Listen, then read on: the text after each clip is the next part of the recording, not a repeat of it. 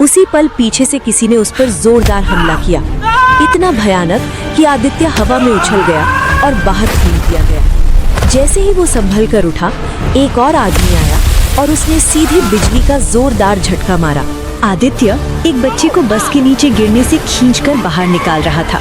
भीड़ चिल्ला रही थी, ड्राइवर ब्रेक मार रहा था। सब कुछ 1 सेकंड में हुआ। बच्चा बच गया और उसी पल आदित्य की जेब में रखे सारे पैसे हवा में गायब हो गए। न गिरे, न चोरी हुए, बस गायब। आदित्य वहीं खड़ा रह गया। उसने अपने हाथ देखे, फिर खाली जेब। उसके दिमाग में सिर्फ एक सवाल था, ये सब शुरू कैसे हुआ? आदित्य बचपन से अलग था। वो खेलते बच्चों को नहीं देखता था, वो रोते बच्चों को देखता था। कोई गिरता, कोई भूखा, कोई अकेला, और हर बार उसका मन एक ही बात कहता, काश मैं कुछ कर पाता। आदित्य एक मिडिल क्लास परिवार से था। पैसे सीमित थे, ताकत सीमित थी, लेकिन मन बहुत भारी था। छोटा था तब भी और बड़ा होने के बाद भी वो एक ही सवाल लेकर मंदिर जाता था। सब लोग भगवान से कुछ मांगते थे, आदित्य कुछ और ही मांगता था। वो भगवान जगन्नाथ के सामने खड़ा होकर कहता, मुझे कुछ मत देना, बस इतना काबिल बनूं कि सबकी मदद कर सकूं। लोग मुस्कुराते थे, पुजारी सिर हिलाते थे। किसी को नहीं पता था कि यही प्रार्थना उसकी जिंदगी का सबसे बड़ा इम्तिहान बनने वाली है। वक्त बीतता गया, आदित्य बड़ा हो गया, लेकिन रास्ते वही थे। भूखे बच्चे, बीमार लोग, एक्सीडेंट, और हर बार वो आगे बढ़ जाता था, नजर फेर कर। हर बार उसके अंदर कुछ मरता था। एक दिन वो टूट गया। मंदिर के सामने खड़ा होकर उसने पहली बार भगवान से सीधे सवाल किया, बाबा, रोज रास्ते में देखता हूँ कोई भूखा है, कोई बीमार है, कोई सड़क पर पड़ा है। मैं कुछ नहीं कर पाता। ये बोझ मुझे अंदर से मार रहा है। अगर आपने जल्दी कुछ नहीं किया तो आपका ये भक्त इसी बोझ के नीचे दब के मर जाएगा। ये कहकर आदित्य बिना पीछे देखे मंदिर से निकल गया, और वही रास्ता जहाँ किस्मत उसका इंतजार कर रही थी। सड़क पर भीड़ लगी थी। एक बूढ़ा आदमी लगभग 60 साल का खून में लथपथ पड़ा था। लोग खड़े थे, कोई आगे नहीं बढ़ रहा था। आदित्य रुका, दिल तेज धड़क रहा था। वो आगे बढ़ा, झुका। अंकल, आप सुन रहे हो? और तभी उस बूढ़े आदमी ने आदित्य का हाथ पकड़ लिया, इतनी जोर से कि आदित्य चीख उठा, छोड़ो! लेकिन पकड़ और मजबूत हो गई। उस आदमी ने धीमी आवाज में कहा, डर मत, ये सख्ती मुझे भी ऐसे ही मिली थी। आज से तुम हर उस इंसान की मदद करोगे जो मुसीबत में है। आदित्य घबरा गया। मैं नहीं चाहता ये सब। आदमी मुस्कुराया, शक्ति चाहने से नहीं मिलती, ये बोझ उठाने से मिलती है। और अगले ही पल वो आदमी बेहोश हो गया। एम्बुलेंस आई। लोगों ने कहा अगर ये लड़का ना होता तो आदमी मर जाता। सब कुछ ठीक लग रहा था, लेकिन घर जाते समय आदित्य ने जेब में हाथ डाला, खाली। फोन निकाला, बैंक ऐप खोला, बैलेंस 0। उसका चेहरा सुन्न हो गया। उसे याद आया, हाथ पकड़ा गया था, दर्द हुआ था और उसने मदद की थी। उसी रात आदित्य सो नहीं पाया और अगली सुबह सड़क पर वही बच्चा बेहोश होकर गिर पड़ा। लोग चिल्ला रहे थे, डॉक्टर बुलाओ, पैसे चाहिए। आदित्य आगे बढ़ा, फिर रुक गया। आदित्य वहीं खड़ा रह गया। भीड़ चिल्ला रही थी, कोई पानी ढूंढ रहा था, कोई फोन निकाल रहा था, और आदित्य के अंदर 2 आवाजें लड़ रही थी। एक कह रही थी, अब मत बढ़ना, तेरे पास कुछ नहीं है। दूसरी कह रही थी, अगर अभी भी रुक गया तो तू खुद को कभी माफ नहीं कर पाएगा। आदित्य आगे बढ़ा। उसने बच्चे को गोद में उठाया, किसी से पैसे नहीं मांगे, कोई सौदा नहीं किया, बस भागा। डॉक्टर ने बच्चे को देखा, इलाज शुरू हुआ। कुछ देर बाद डॉक्टर ने कहा, 2 मिनट और देर हो जाती तो शायद। वाक्य पूरा नहीं हुआ। आदित्य बाहर आकर दीवार से टिक गया। उसके हाथ कांप रहे थे। उसने जेब देखी, फिर फोन, अब भी 0। लेकिन इस बार उसके अंदर कुछ बदला था, डर। पहली बार डर। उसी रात आदित्य मंदिर पहुंचा। भीड़ नहीं थी, घंटियां नहीं बज रही थी। वो भगवान जगन्नाथ के सामने खड़ा हुआ। उसने कुछ नहीं मांगा, बस कहा, अगर ये आपकी चाल है तो साफ साफ बताइए, हर बार जब मैं मदद करता हूँ तब मेरे पैसे क्यों गायब हो जाते हैं? कोई जवाब नहीं आया। दिया जल रहा था, बस उतना ही। अगले दिन आदित्य ने पहली बार जानबूझकर मदद की। एक आदमी सड़क पर गिरा था, भीड़ थी। आदित्य ने जेब में हाथ डाला, खाली। फिर भी वो आगे बढ़ा। जैसे ही उसने आदमी को उठाया, फोन वाइब्रेट हुआ। बैंक नोटिफिकेशन, बैलेंस माइनस में। आदित्य का दिल बैठ गया। अब कोई शक नहीं था, ये इत्तेफाक नहीं था, ये नियम था। मदद करोगे तो कीमत दोगे, और कीमत पैसा नहीं थी, कीमत थी सुरक्षा। उसी शाम आदित्य ने खुद से सवाल किया, अगर हर मदद मुझे खाली कर देगी तो क्या मैं अगली बार रुक जाऊंगा? और अगर रुक गया तो क्या मैं खुद को जिंदा कह पाऊंगा? उसने फैसला किया, कल वो आखिरी बार आजमाएगा, एक बार और, बस एक बार। और तभी किस्मत ने सबसे भारी इम्तिहान तैयार कर रखा था। अगली सुबह आदित्य तय करके निकला था, आज आखिरी बार, एक बार और मदद, फिर चाहे जो हो। वो बस स्टॉप के पास पहुंचा ही था कि शोर मच गया। एक बस तेज रफ्तार में आ रही थी और सामने एक आदमी फिसलकर सड़क पर गिर गया। लोग चिल्लाए, कुछ पीछे हट गए। आदित्य के कदम अपने आप रुक गए। उसका दिमाग कह रहा था, मत जा, अब बहुत हो चुका। लेकिन उसके पैर आगे बढ़ चुके थे। वो दौड़ा, आदमी को खींचने ही वाला था कि एक पल के लिए उसके दिमाग में एक ख्याल आया, अगर अभी गया तो सब चला जाएगा, घर, माँ, भविष्य। उसके हाथ कांप गए। बस हॉर्न बजा रही थी और तभी उसने अपनी आंखें बंद कर ली। उसे समझ आ गया, ये मदद नहीं है, ये चुनाव है। वो आदमी को पकड़कर पूरी ताकत से खींचता है। दोनों सड़क से बाहर गिरते हैं। बस निकल जाती है। भीड़ सांस छोड़ती है। लोग तालियां नहीं बजाते, कोई हीरो नहीं कहता, सब बस आगे बढ़ जाते हैं। आदित्य जमीन पर बैठा है। उसने जेब में हाथ डाला, खाली। फोन निकाला, एक के बाद एक नोटिफिकेशंस आने लगे। बैलेंस 0, सेविंग्स 0, क्रेडिट 0, सब कुछ एक सेकंड में। आदित्य हंस पड़ा। हंसी ऐसी थी जिसमें खुशी नहीं थी। वो उठा, धीरे धीरे चला, घर पहुंचा। माँ ने पूछा, खाना खाएगा? आदित्य ने मना कर दिया। उसने कमरे का दरवाजा बंद किया और पहली बार खुद से पूछा, अगर यही नियम है तो क्या मैं इसे निभा पाऊंगा? क्या मैं हर बार सब कुछ खोने के बाद भी आगे बढ़ पाऊंगा, या एक दिन मैं डर के मारे पीछे हट जाऊंगा? उसी रात उसने एक फैसला लिया। अब वो मदद करेगा, लेकिन बिना सोचे नहीं, बिना देखे नहीं। अब वो चुनेगा किसे बचाना है और किसे छोड़ देना है। और यहीं से आदित्य की सबसे खतरनाक लड़ाई शुरू होती है, क्योंकि भगवान ने उसे शक्ति नहीं दी थी, भगवान ने उसे चुनने का बोझ दिया था। आदित्य अब अलग हो चुका था। वो पहले जैसा नहीं रहा। अब वो रुकता था, देखता था, सोचता था, और यही उसकी सबसे बड़ी गलती थी। एक दिन उसने देखा, एक आदमी सड़क किनारे बैठा था, भीख नहीं मांग रहा था, बस सिर पकड़े बैठा था। आदित्य रुका। पहली बार उसने सवाल किया, ये सच में जरूरतमंद है या मेरी परीक्षा? वो आगे नहीं बढ़ा। 5 मिनट बाद एम्बुलेंस आई। आदित्य ने राहत की सांस ली, लेकिन उसी रात उस आदमी की मौत की खबर आई, हार्ट अटैक। आदित्य देर तक दीवार को घूरता रहा। उसके अंदर कुछ टूटा। अगले दिन उसने तय किया, अब वो नहीं रुकेगा, जो सामने होगा वही सही होगा। लेकिन किस्मत इतनी सीधी नहीं थी। एक दुकान में एक आदमी चोरी करते पकड़ा गया। लोग मार रहे थे, कोई सुन नहीं रहा था। आदित्य आगे बढ़ा, भीड़ हटाई, उस आदमी को बचाया, और उसी पल उसके पैसे फिर गायब हो गए। बाद में पता चला वो आदमी पहले भी कई बार चोरी कर चुका था। लोग बोले, गलत आदमी को बचा लिया। आदित्य चुप रहा। उस रात वो मंदिर गया। उसने भगवान से कुछ नहीं मांगा, बस पूछा, गलत क्या है, मदद करना या सोच समझ कर करना? कोई जवाब नहीं आया, बस दिया थोड़ा और तेज जलने लगा। अगले दिन सबसे बड़ा झटका आया। आदित्य की माँ बीमार पड़ गई। डॉक्टर ने कहा इलाज महंगा होगा। आदित्य ने जेब देखी, खाली।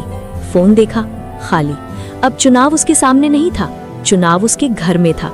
और पहली बार आदित्य ने मदद नहीं मांगी। वो भगवान के सामने खड़ा था, लेकिन उसके हाथ जुड़े नहीं थे। वो बस सोच रहा था, अगर अगली मदद मेरी माँ की कीमत बन गई तो क्या मैं फिर भी आगे बढ़ पाऊंगा? और कहानी यहीं से सबसे खतरनाक मोड़ लेने वाली थी। आदित्य अब हर मदद के बाद डर के साथ जीने लगा था। हर बार हाथ आगे बढ़ाने से पहले उसके दिमाग में एक ही सवाल गूंजता था, किसकी जान बचा रहा हूँ मैं? उस दिन बारिश हो रही थी। सड़क पर एक आदमी लहूलुहान पड़ा था। लोग दूर खड़े थे, कोई पास नहीं जा रहा था। किसी ने कहा, छोड़ो, ये ठीक आदमी नहीं लगता। आदित्य रुका। पहली बार उसने भी वही सोचा, लेकिन फिर उसे भगवान के सामने कही अपनी ही बात याद आ गई। मुझे सबकी मदद के काबिल बना दो। वो आगे बढ़ा, आदमी को उठाया, हॉस्पिटल ले गया। इलाज शुरू हुआ और उसी पल फोन वाइब्रेट हुआ। बैलेंस 0। आदित्य की आंखें बंद हो गईं। अब वो जानता था कीमत फिर लग चुकी है। डॉक्टर ने कहा अगर ये लड़का ना लाता तो आदमी मर जाता। आदित्य चुप रहा। 3 दिन बाद अखबार में एक खबर छपी। नशे में धुत व्यक्ति ने एक बच्ची पर हमला किया। आदित्य की सांस रुक गई। नाम बढ़ा। वही आदमी, वही चेहरा, वही इंसान जिसे उसने बचाया था। आदित्य देर तक अखबार को देखता रहा। उसके हाथ कांप रहे थे। उसके अंदर से एक आवाज आई, अगर मैं नहीं बचाता तो शायद ये नहीं होता। उस रात वो मंदिर नहीं गया। वो छत पर बैठा रहा, बारिश में भीगता रहा और पहली बार उसने भगवान से सवाल नहीं किया। उसने खुद से पूछा, क्या मैं किसी की जान बचाकर किसी और की जिंदगी तबाह कर रहा हूँ? अगले दिन उसे पता चला वो बच्ची जिंदा है लेकिन सदमे में है। आदित्य हॉस्पिटल गया। बाहर खड़ा रहा, अंदर नहीं गया, क्योंकि वो जानता था अगर अंदर गया तो वो खुद को माफ नहीं कर पाएगा। उस रात उसने फैसला किया, अब वो मदद करेगा लेकिन अंधा होकर नहीं। अब वो सिर्फ जान नहीं देखेगा, नियत भी देखेगा। और यहीं से आदित्य भगवान से नहीं खुद से डरने लगा, क्योंकि अब सवाल ये नहीं था कि वो किसे बचाए, सवाल ये था किसे छोड़ दे। और यही फैसला उसे अंदर से तोड़ने वाला था। उस दिन आदित्य ने तय कर लिया था, अब वो हर किसी की मदद नहीं करेगा। अब वो देखेगा, परखेगा और फिर फैसला करेगा। शाम का वक्त था। सड़क पर भीड़ लगी थी। एक आदमी जमीन पर पड़ा था। लोग कह रहे थे ये रोज का नाटक है। आदित्य रुका। उसने ध्यान से देखा। आदमी के कपड़े गंदे थे, आंखें आधी खुली थीं। किसी ने कहा नशे में है, हर दिन यहीं पड़ा रहता है। आदित्य के अंदर कुछ हिला। वो आगे नहीं बढ़ा। उसने सोचा अगर ये वही हुआ जिसे बचाकर मैं पछताऊं। वो पीछे हट गया। भीड़ धीरे धीरे छट गई। रात हो गई। आदित्य घर चला गया। उस रात उसने चैन की नींद सोई। कोई नोटिफिकेशन नहीं, कोई पैसा नहीं गया।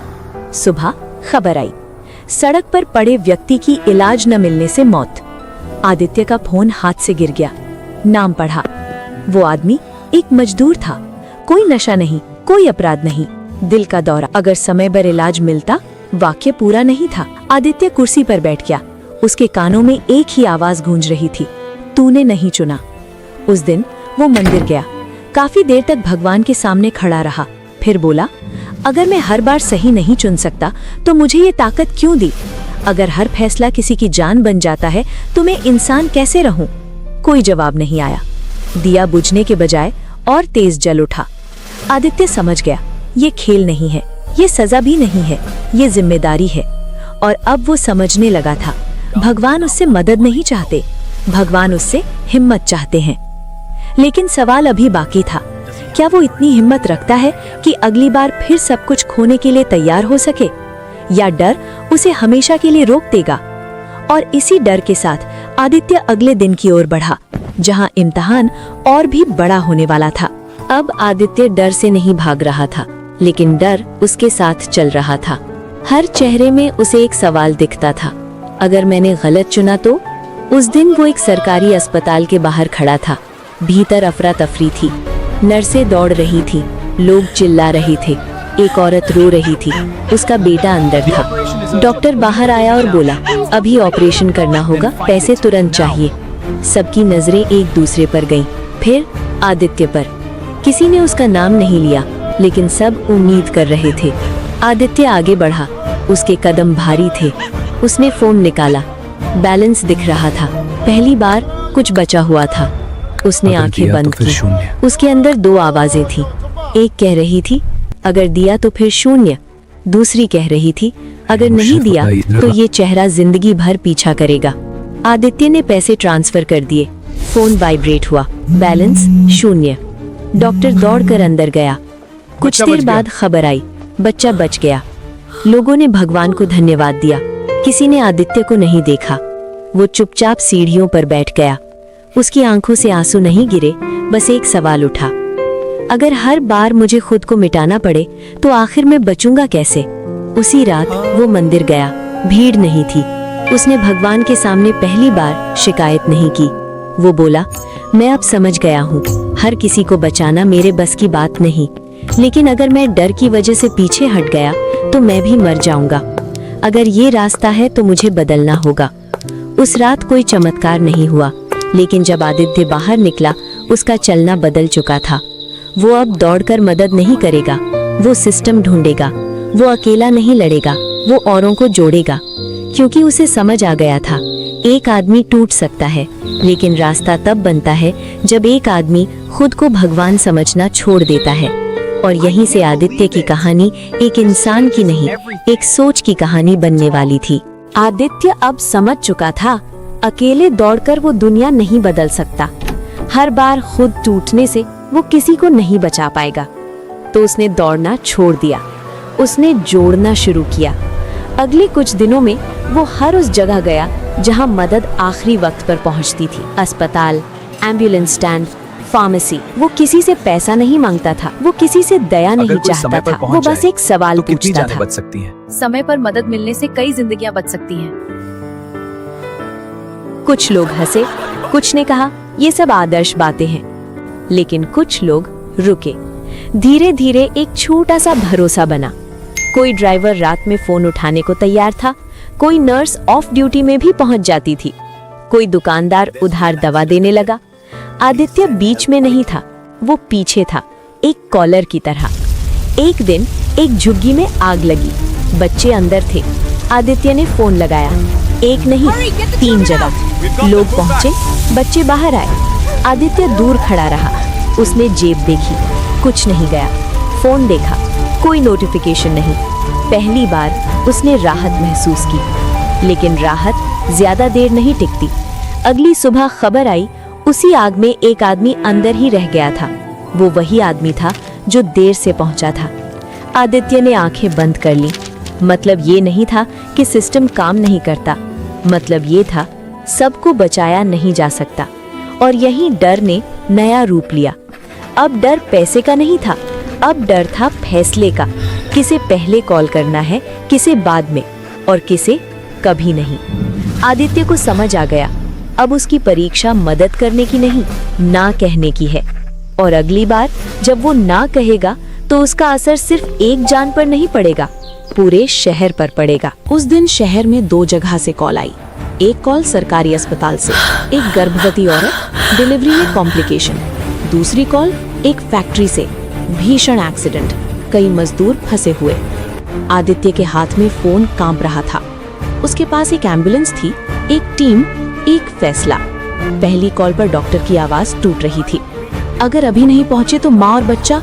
दूसरी कॉल पर एक सुपरवाइजर चिल्ला रहा था, अगर देरी हुई तो सब जल जाएंगे।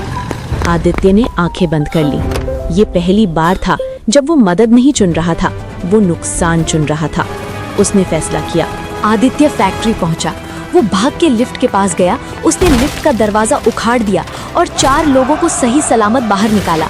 उसके पॉकेट में रखे 17,000 रुपए हवा हो गए, जो उसको माँ ने कॉलेज की फीस के लिए दिए थे। शहर में शोर मच गया, लेकिन उसी रात एक और खबर आई। अस्पताल में वो औरत नहीं बची, बच्चा भी नहीं। आदित्य का फोन लगातार बज रहा था। कोई उसे हीरो कह रहा था, कोई कातिल। सोशल मीडिया पर एक लाइन वायरल हो गई, एक आदमी ने फैसला किया और 2 जिंदगियां हार गईं। आदित्य घर से बाहर नहीं निकला। उस रात वो पहली बार रोया, लेकिन आंसू पछतावे के नहीं थे। वो रो रहा था इसलिए नहीं कि उसने गलत चुना, वो रो रहा था क्योंकि कोई सही चुनाव था ही नहीं।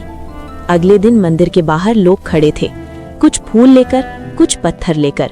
आदित्य अंदर नहीं गया, वो सीढ़ियों पर बैठ गया और पहली बार उसने भगवान से कुछ नहीं कहा। अगर यही रास्ता उसने है तो खुद लोग से मुझे कहा, नायक नहीं कहेंगे। अगर यही रास्ता है तो लोग मुझे माफ नहीं करेंगे। लेकिन अगर मैं अब भी डर से पीछे हटा तो ये सब व्यर्थ हो जाएगा। भगवान ने उसे लोगों का प्यार दिया। और उसी पल उसे समझ आया, भगवान ने उसे लोगों का प्यार नहीं दिया, भगवान ने उसे लोगों का बोझ दिया। और अब ये बोझ और भारी होने वाला था, क्योंकि अगली बार उसके फैसले में उसकी माँ भी शामिल होने वाली थी। उस रात आदित्य सो नहीं पाया। फोन बंद था, घर में सन्नाटा था, और उसी सन्नाटे में एक आवाज बार बार लौट रही थी, अगली बार माँ। सुबह होते ही आदित्य को कॉल आया हॉस्पिटल से। उसकी माँ सीढ़ियों से गिर गई थी। अभी ब्रेन ऑपरेशन में करना होगा। इंटरनल 1 ब्लीडिंग घंटे थी। से ज्यादा देर नहीं हो सकती। What? No. डॉक्टर ने साफ कहा। आदित्य के हाथ सुन्न हो गए।